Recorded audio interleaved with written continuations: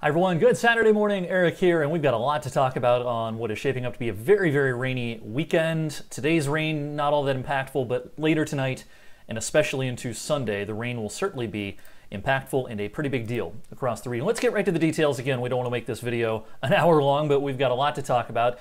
Light rain's falling this morning across all of northeast Ohio and western PA. It gets a little bit steadier in some spots, a little heavier, but for the most part, this is pretty light and innocuous and not particularly impactful. We do have a front that's trying to sag into the region from the north and east. You can kind of see where that front is if you look at the dew points. I'll stop the loop here.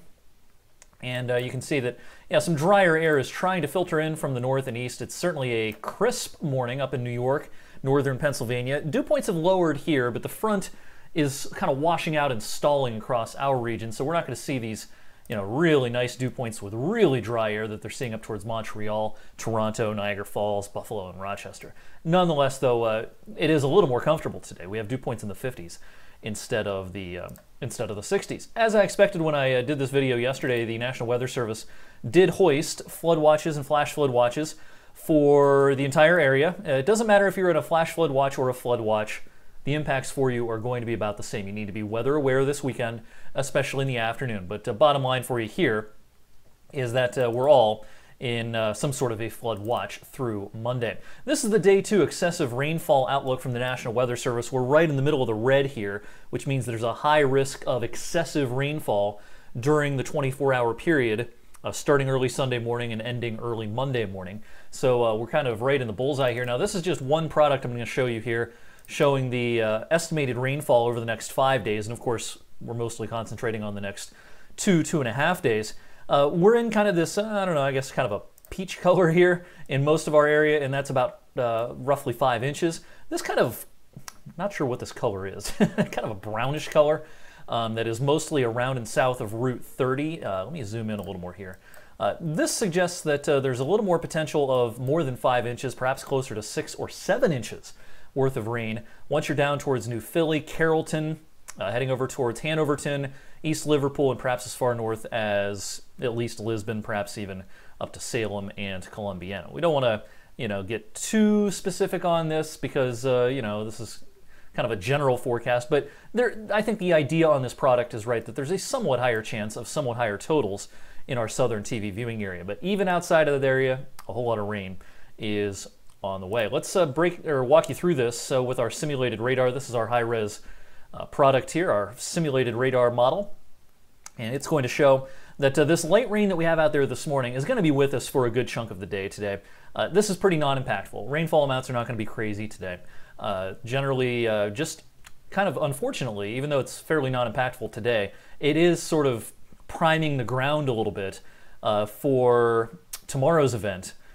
Meaning that the rain, when it comes down hard tomorrow, will be more likely to just kind of run off and cause some problems because the ground already was kind of wetted during the course of the day today. But anyway, during the daylight hours today, what you see is what you get. It's kind of a gloomy day. Cloudy, some light rain, some drizzle at times. As we transition into Sunday, this is 2, 3, 4 o'clock in the morning, still some pretty light rain. I think as we get closer to daybreak on Sunday, 6, 7, 8 a.m., the rain starts picking up in intensity. And I think it's going to rain pretty heavily then, as a lot of people try to head off to church services on a Sunday morning. It's going to be pouring in some spots. I mentioned yesterday that the heaviest of the rain may be in the afternoon on Sunday.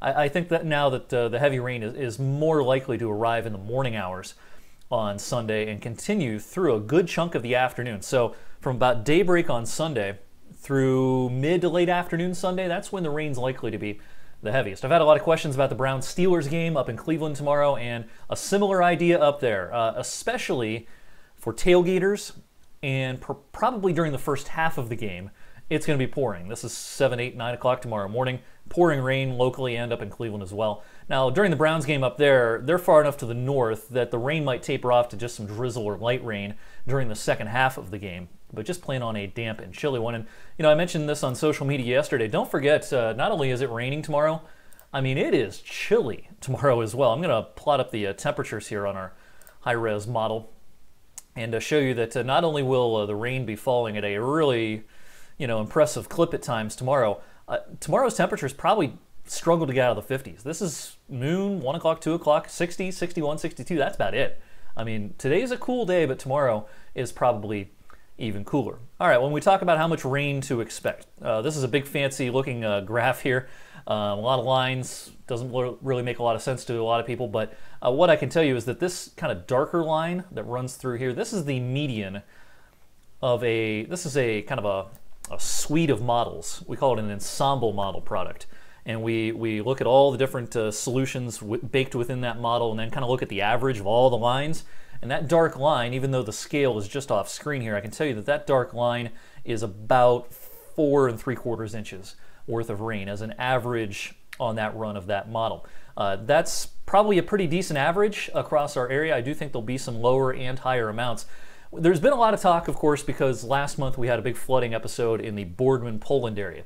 And there's been a lot of talk about are those residents ready?